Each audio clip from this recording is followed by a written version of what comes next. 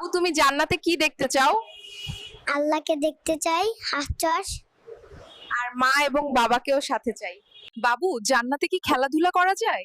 হ্যাঁ, সবাই মজা করে, দুষ্টুমি করে, আর কেউ রাগ করে না। কন্টিনিউ। তুমি দুনিয়ায় কিভাবে আসলে? আমার মা খুব কষ্ট করে আমাকে এই দুনিয়াতে এনেছে। লাভ ইউ মা। বাবা, বড় হয়ে তুমি কি হতে চাও? আমি আল্লাহর একজন নিকট ও প্রিয় বান্দা হতে চাই। বাবু, তোমার মা কেমন? মাই সেরা। আমার জান্নাত তো মায়ের পায়ের নিচে। বাবু, মা কি করে তোমার জন্য?